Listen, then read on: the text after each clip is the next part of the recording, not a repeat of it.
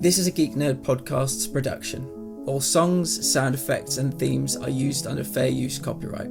Follow at Geek Nerd Pod on Twitter to keep up with all of Geek Nerd Podcast's projects, and join our Patreon at patreon.com/geeknerd with tiers starting at $1 a month. Be sure to check out the Geekly's Facebook page at, you guessed it, facebook.com/thegeekly. As always, the best support is word of mouth. If you like our shows, subscribe, leave a review, tell your friends, drop us a note on Twitter. Enjoy the show.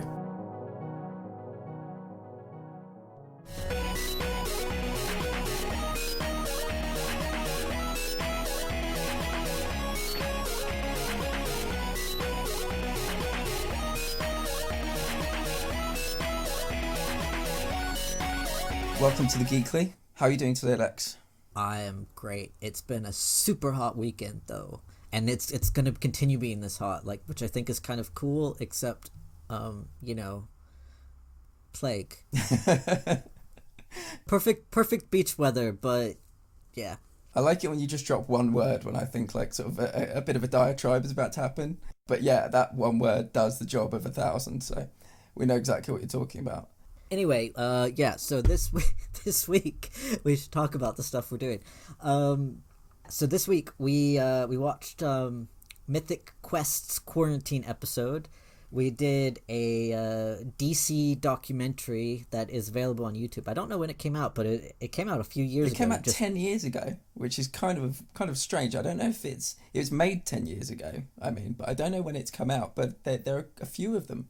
They're all for free and they're pretty nicely made. So and Umbrella Academy season 2, which is the most exciting part about this episode for me anyway.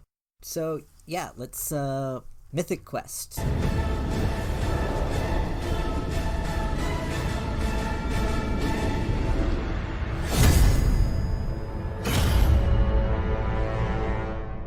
Obviously, if you're not familiar with Mythic Quest, God, that's a tongue twister. It's an Apple TV show, and I just want to say I hate Apple TV. I have the app on my phone, but I did it through the web browser, and there's no search function on the web browser. I had to go back to Google and say Mythic Quest Apple TV to get the link to it. Anyway, so Mythic Quest is this kind of 25-minute comedy show in the vein of The Guild and Community and things like that. It's even got Danny Pudi in it from Community, who is just awesome. I love him. Very different role, though.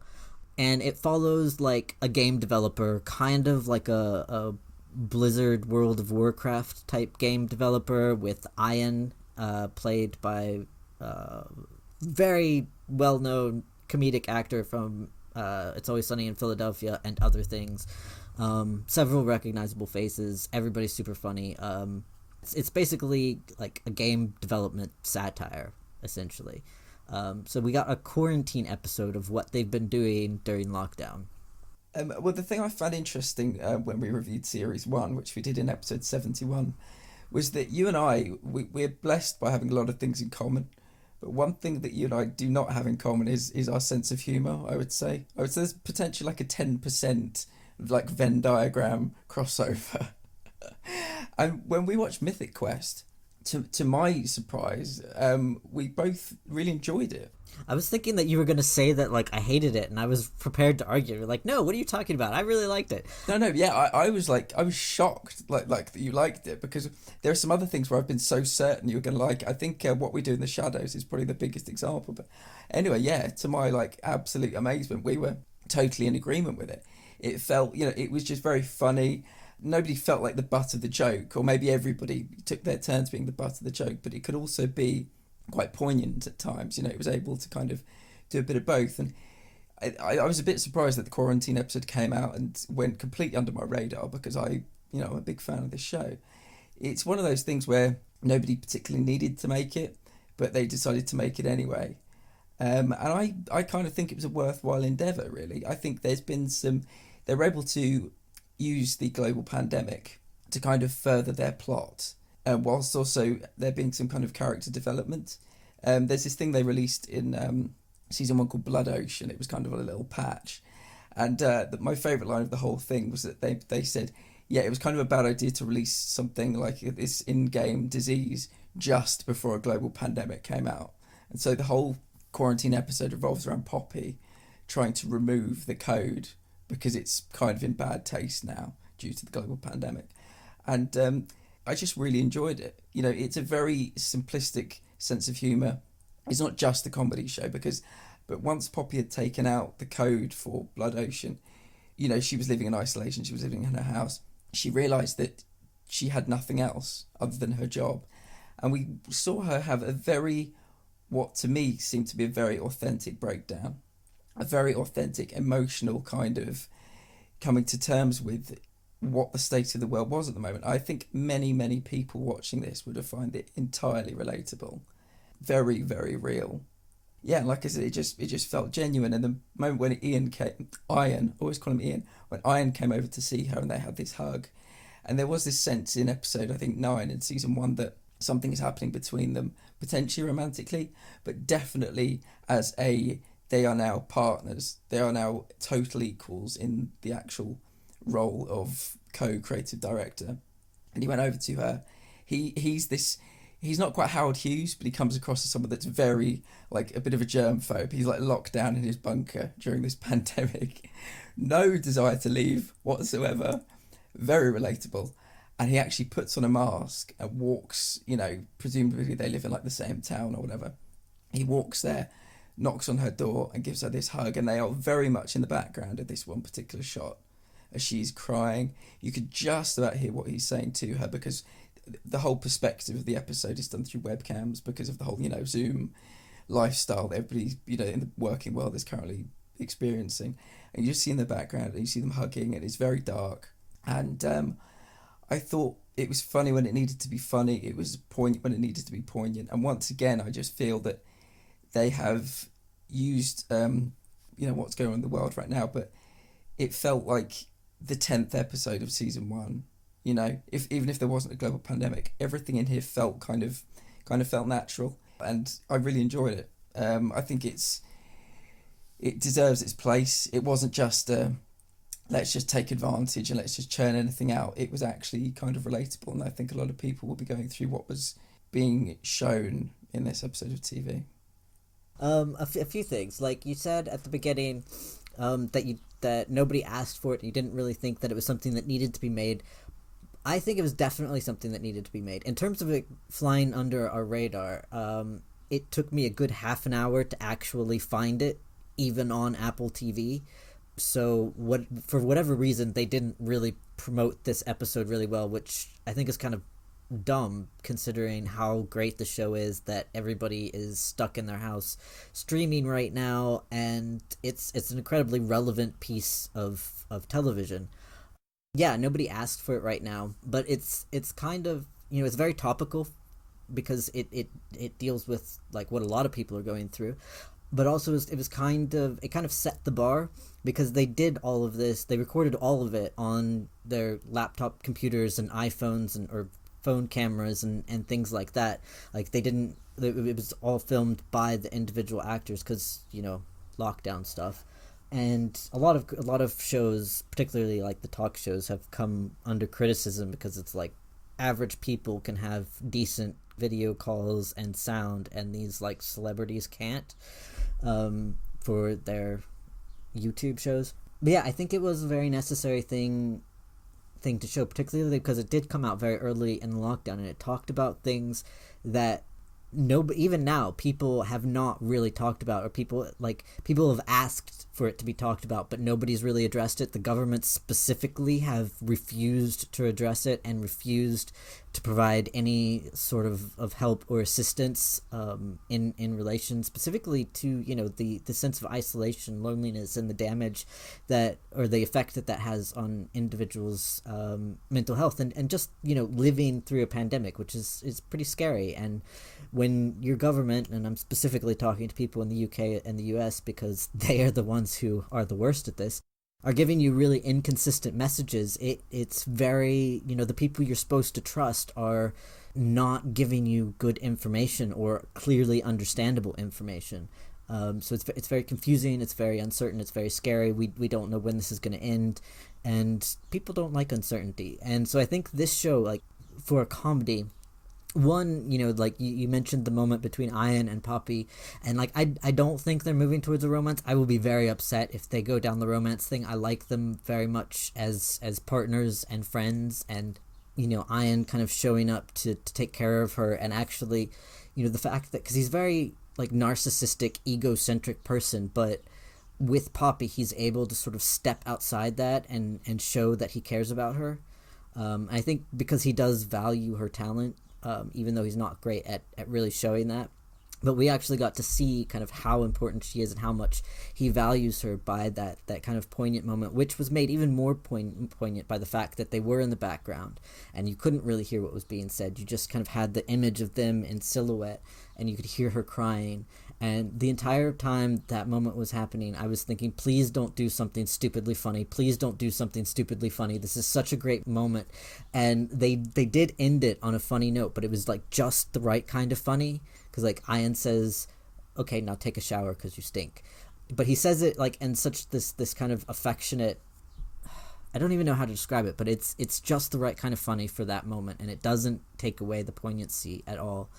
And Poppy's kind of struggle and having to deal with literally being by herself and seeing everybody else with family and friends, like, I mean, that's really hard. I mean, even those of us who have been surrounded by family and friends, there have been other people that we haven't been able to see. There have been other restrictions. I mean, there have been times we've wanted to kill our loved ones that we are in lockdown with.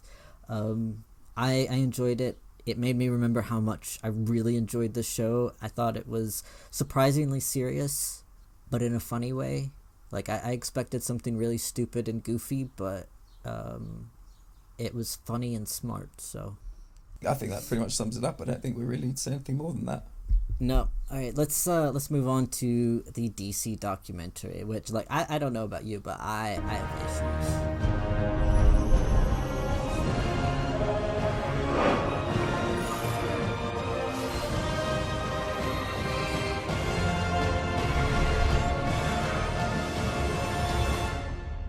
I went into this being like super kind of excited because I am a DC kid. Vertigo is like my favorite imprint, and when they closed it down, I was heartbroken. Like, my formative years were all about Vertigo. This documentary, however, walks a very, very fine edge between infomercial and propaganda. More than like documentary. One, it talks about DC in a complete vacuum. All of the major accomplishments of the comic book industry are related to DC and motivated by DC or, otherwise caused by DC. Nobody else had any innovations or successes except when they copied things from DC. Which, like, as much as I love DC, we all know that's not true. There was a lot of people in the industry talking wistfully about moments in their childhood when comics had this huge impact on their development, and at 6 years old they read their first Superman comic and knew that they were destined to work in the comic book industry, which, like, I always hate it when people say that shit. Like, how many people out there, like, when I was 6, I knew I was destined to be an astronaut. That did not happen. For various reasons. One, I'm bad at math. Also, I'm probably too short. But yeah, it just, like, and behind it there was this sort of inspirational soundtrack or orchestral soundtrack that was like a 1950s Superman soundtrack behind the whole thing. Of like, everything about this documentary was like, you should be inspired by this. It was too much. I wanted a more accurate version of the DC story. Some of the editors had some like really problematic behavior, and people were all just like, ha ha ha, it was such a character, instead of like actually talking about the fact that some of the behavior was problematic. Everybody loved everybody else, everybody respected everybody else, everybody was, the best at what they did. And I'm sure that some of them were, and that some of them had great relationships, but it was too fucking perfect. DC Comics, as much as we love comics, it is a business, and there are assholes in business, and people have to make asshole decisions in business or it doesn't work. The fact that they left out all of the other comic book publishers as well really bothered me because it was like we don't really get to see DC's progression in relation to other members of the industry. There were also only 2 women out of the 20 or so people that got interviewed, which is problematic. It's just kind of perpetuating the thing that only straight white men are involved in comics. They had one black guy. They had one Asian guy. I think he was South Korean. And at one point, it was really, really kind of funny. They were talking about how comic books had moved on to represent a more diverse population than the white men, and they did a montage while they were talking about this of white men. And I just thought, like, the editor must have been asleep at that point. It felt like a very rose-colored version of the history of DC Comics, and I wasn't into it. DC has had problems with their representation, with a lot of kind of behaviours of the people actually making the comics throughout the entirety of their existence. It's fairly well documented, even people up to present day. You hear about people, unfortunately, that are just, well, I mean, what I'm saying is a lot of them were picked out in the Me Too movement. Yeah, they were. But as a documentary, I was pretty much engrossed the whole way through. I love DC, and I don't claim to be a DC historian, but I found it very interesting to actually see the path from Golden Age to Silver Age to Bronze Age to Modern Age, see how, the evolution, how the ideas as each new generation of kind of artists and creators came in, that was kind of passed on and passed on and passed on. There was this one guy, and it was difficult to tell what to make of him, because he basically said, yeah, I'm the guy that nearly ruined Wonder Woman, and how in Oh yeah, that guy who thought he was trying to be a feminist and he wasn't. He removed her armor, he gave her a boyfriend, he put her in nice dresses, he removed her powers too. Yeah, turned her into a karate mortal who was trained by a guy, and he was like, and honestly, I felt I can't even say it with a straight face. He was like, I honestly felt like, I was really acting in the interests of feminism. I got that wrong. What? How are you supposed to react to that? I mean, fair play to him for actually being on camera, because if I was that guy, I would have hidden in the woods and never emerged until the day I die, because that's one of the most egregious misuses of power I've ever heard in my entire life. If I'm being completely honest, I think this is a great point of entry for anybody who may have kind of comic book fandom interest, but maybe has never actually seen a documentary before. Because I think as a documentary, I think it was very well made, and as I said, I was kind of engrossed, found it very informative. It's free on YouTube. I think it was about an hour and 20 minutes long. It's the kind of thing I'm actually probably going to revisit, maybe even yearly. But yeah, it was showing people who chose to talk about the good days. But yeah, I think I'd probably come away with this with more positives than negatives. And like I said, it's a great entry point for anybody that maybe hasn't seen a documentary before, that wants something maybe a bit more approachable than history or, David Attenborough kind of stuff. I think probably, it's I actually know more about Marvel's history than DC's history, which is weird, because I'm a DC fan, so I don't know how that happened. But yeah, I guess for me, in the documentary itself, I knew almost all of the information, so I had a lot of time to pick it apart, because I wasn't really learning anything new. I was pretty familiar with all the players and the stories, and that they made it out they completely left out the fact that they created Captain Marvel Shazam as a response to something Marvel had done, and that Marvel sued them over the name. And they made it sound like Marvel got started after DC because of DC, and I mean Stan Lee was doing some pretty innovative things pretty early in his career, and he was really out there. I think Marvel was kind of more up on their diversity than DC was for a long time. I felt they put out a story that is not entirely accurate of how they wanted to be seen, and I just have issues with that. I think they should have had an impartial observer document their history rather than a bunch of publishers and artists. But that was the thing, it was created by Warner Brothers as well, who own like DC or are part of the same team. So there was nobody throughout the whole thing holding anybody to account whatsoever for any behaviours. That's why I said, like, it's walking the fine line between propaganda and infomercial. I mean, this is basically, like, PR for DC rather than, like, informative. So, yeah, I don't like shit like that. Like, I just give me honest facts. And, you know, I know DC has had issues. There have definitely been problematic editors, problematic writers, artists, publishers, whatever. But it doesn't do any good to pretend that stuff doesn't exist. And I mean, the guy who admitted to almost ruining Wonder Woman, like, he was my favorite person in the whole thing, and Neil Gaiman was even in there. You know, the fact that he said, like, I fucked up. I thought I was doing this, and I ended up doing this, and now I realize it was a completely moronic move, and I was so off base.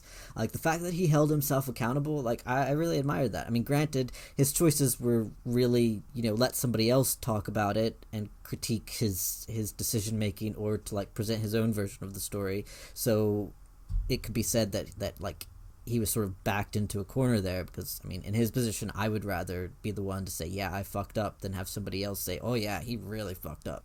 I've got to ask you about two things quickly. One guy said, and I think I'm paraphrasing, but it wasn't like a million miles away from this. He said urban crime didn't exist 50 years previously. Oh my god. So we had to introduce pickpockets and muggers into into our our comics. That was like the stupidest line. Like, I mean, I was like, what? In ancient Rome and Greece, I think like you know, people's purses were being stolen. In, like, you know, the 16th and 17th century, people's money was being stolen. I mean, maybe like actual pocket picking. It's probably the oldest profession other than like prostitution, probably. As long as people have been, like, carrying valuables on their person, there have been other people taking those valuables in a sneaky manner. It is not a 20th century problem. It is, like, a human history problem. Yeah, I'm glad you picked up on that one as well. The other one was the fact that it was narrated by Ryan Reynolds, and it was made in 2010. Was that Ryan Reynolds? Yeah, and in 2011, Green Lantern came out, and I wonder if it was part of the deal that he had to narrate this thing before he could become Green Lantern. But there's a couple of times he said Green Lantern, he kind of hung on it, as if to say, wink, wink, nudge, nudge, there's going to be an announcement soon or something. And I was just waiting for, because I thought it might have been like a 2015 or approximately thing, I was waiting for them to show him as Green Lantern and talk about, occasionally there have been flops, but it obviously wasn't included because it predates the film. But that just really made me laugh. Yeah, I did not pick up at all that Ryan Reynolds was the narrator of this. I mean, he's got one of the most distinctive voices out there, but he wasn't really being very Ryan Reynolds-y. He was being very, like, serious narrator. Anyway, I think it's time to move on to bigger and better things.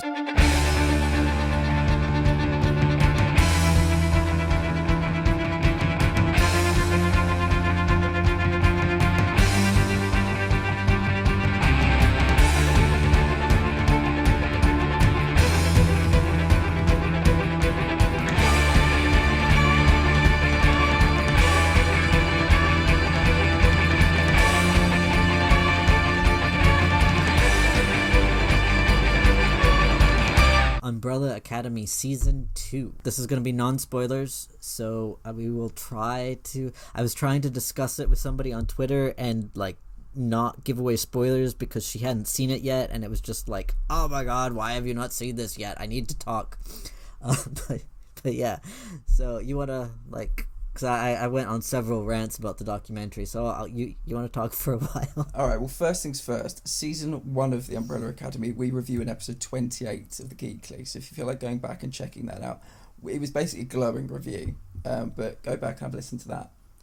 The one thing I want to talk about, and I talk about it a lot on this podcast, and I never thought I would, you know, when this show started out, but I want to talk about balance. There are 7 characters in this, and each has at least one kind of plus one that they bring to the party. There is never a single moment of people leaning up against the scenery, doing nothing, just acting as eye candy. Everybody gets to make a kind of meaningful contribution. there is so much interpersonal stuff here, as there was in season one. You know, assorted love lives, forgiveness for past grievances, learning about themselves. But there is also this kind of constant, meaningful plot momentum. We get to see them using their powers. We get to actually see, threats to them and conflict. And I just feel like everybody who watches this will be catered for, I think, to different levels of satisfaction depending on all the kind of different things you watch these kind of shows for. I always found it interesting. I always found it fun, and it wasn't weighed down by the kind of past of the team. And there is a considerable shared past, all the different things they've been through. They kind of, learn to forgive themselves, and they learn to move on. And I think that's, kind of very commendable. Also, we get two separate LGBT love stories that take place in a red state in the 1960s, and how, we get to see how society kind of viewed those people. We get a civil rights storyline. We get a storyline about a kid called Harlan who's given an unspecified learning disability, which the father says at one point to the mother, "I've never blamed you for him."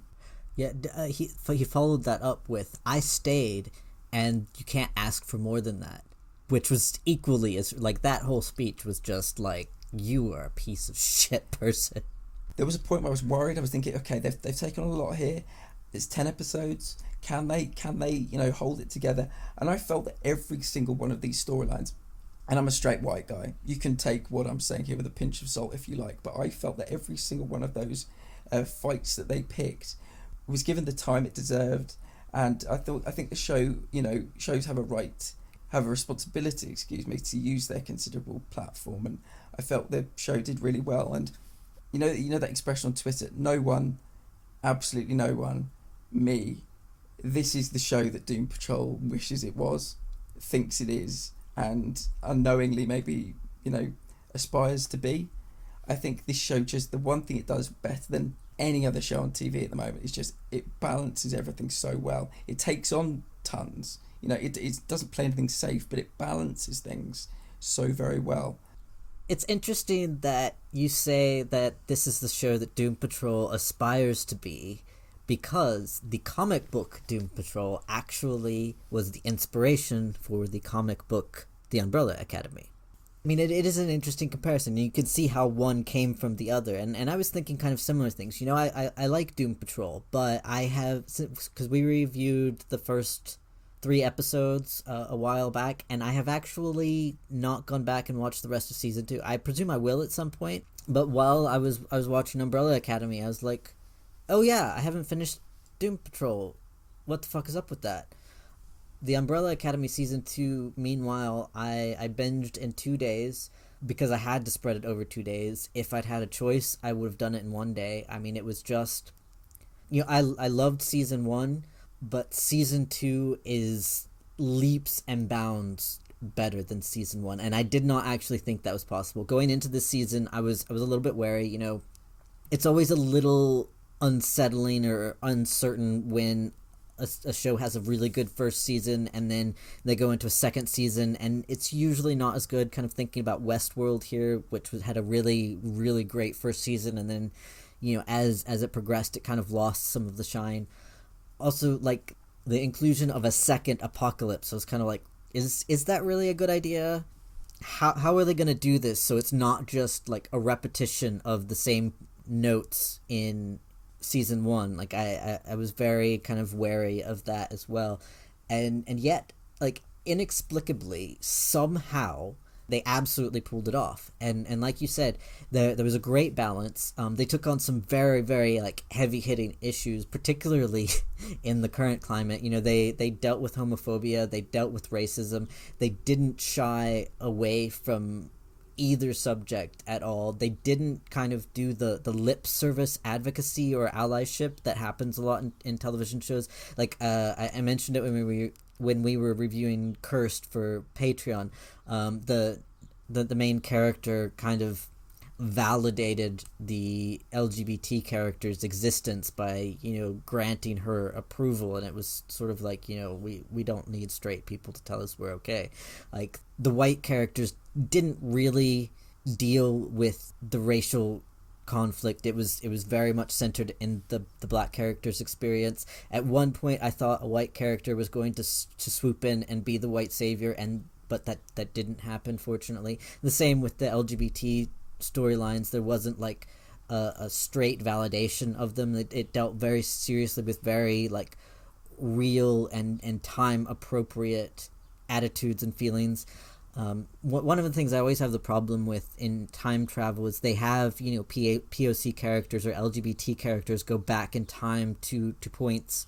And, Doctor Who does this a lot. I love Doctor Who, but they do this a lot, among others. So, like, they send POC characters and LGBT characters back into time periods where they would not have been accepted, where they would not have been able to have the agency that they have in modern times, and that their lives would have seriously been at risk, and they don't deal with that.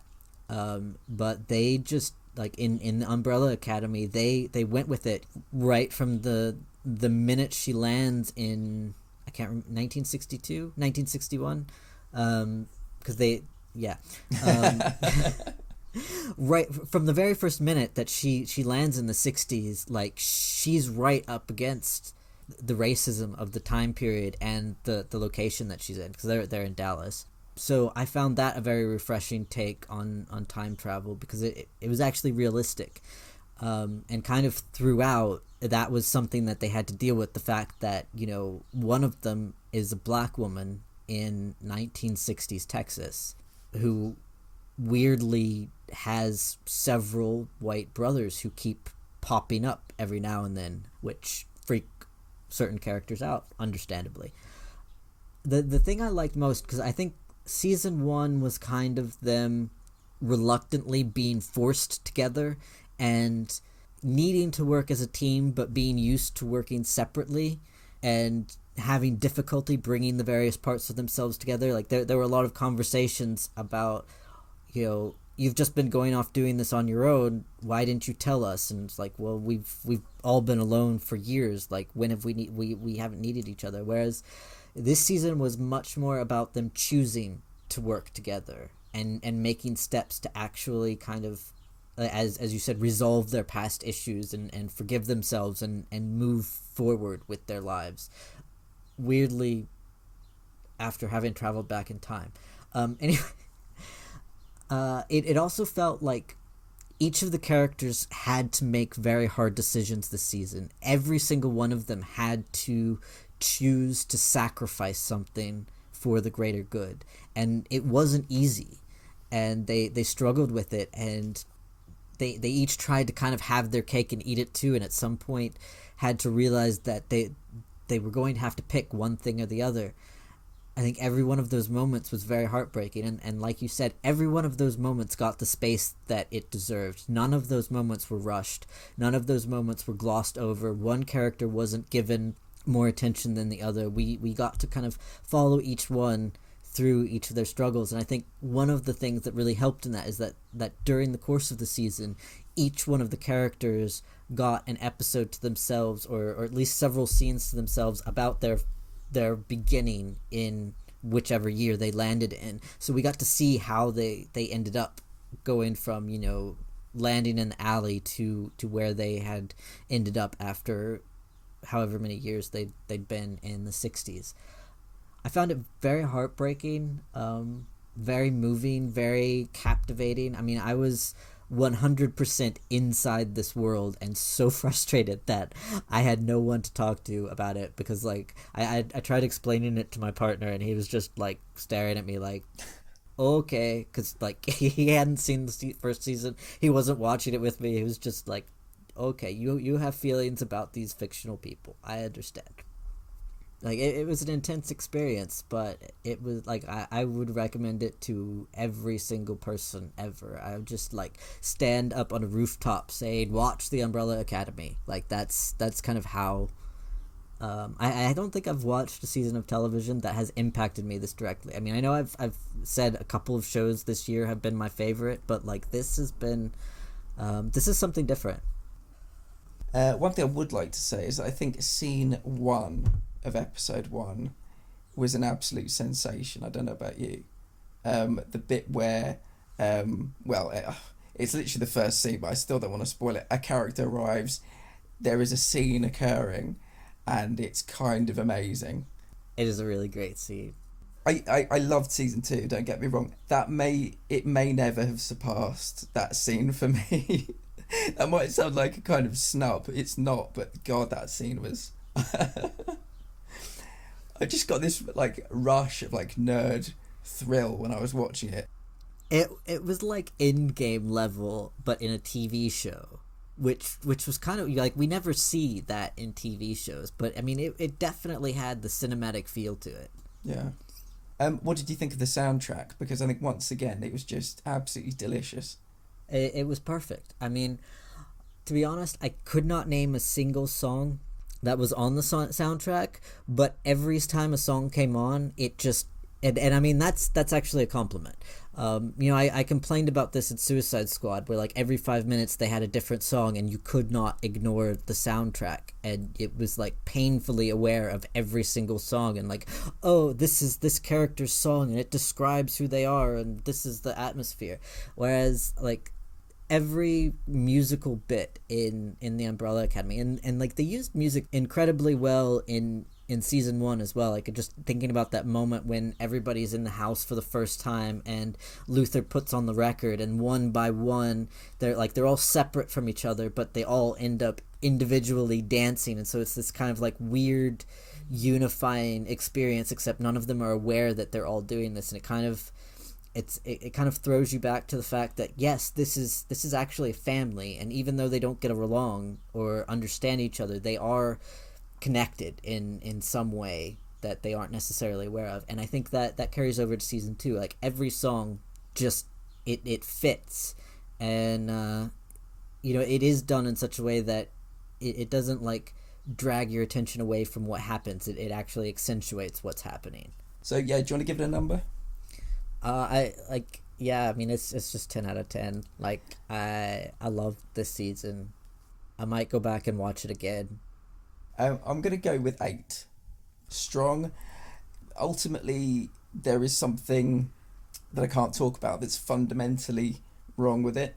And there is also, I probably can talk about the fact that there is numerous, and I'm talking numerous, horrifically bad green screen. Like, really jarring green screen. And there was none of that in season 1. So I was a little bit kind of surprised, but yeah, it took me out of the show. 7 occasions, maybe like 5, 6, 7. But yeah, I'm going to give it an 8. Really enjoyed it, and if you haven't seen season 1, for God's sake, it's possibly the best thing on Netflix. Go and watch it, and then go and watch season 2. That's it for this week. We have got an extra bonus podcastaway coming out this week. We're taking this month off of Patreon reviews, but those will be back in September. We've got a Versus coming out in a couple weeks where we're doing the Repo Men, right? Yeah. Repo, the genetic opera, which you probably have not heard of, versus Repo Men with Jude Law, which is inspired by it. So that should be fun. I'm really excited about making Jules watch Repo, but I watched both trailers actually, and they look really fantastic in two very different ways. Oh yeah, they're very different, and I mean it's kind of hard to believe that one was inspired by the other, but yeah, they're both fantastic. I love them, so I'm excited about this. And presumably the Leks files will be up at the end of the month as well. Also going to be our second birthday at the end of August 31st, and we will be doing a very awesome giveaway where you can win the original trilogy of books that inspired the television show of Altered Carbon. I know people say this a lot, but like I really want to win it and I can't, and it upsets me. I know. I think I'm gonna have to buy the books for myself. Like I did this with the Baby Yoda. Like I bought 2, and one of them came to me, and one of them went to the winner. It's just, but I mean that actually happens with most of our giveaways. I'm like, oh, this is really cool. I want this. Damn it! Why can't I win this? Yeah, it's going to be an occasion for Guy Incognito, I think.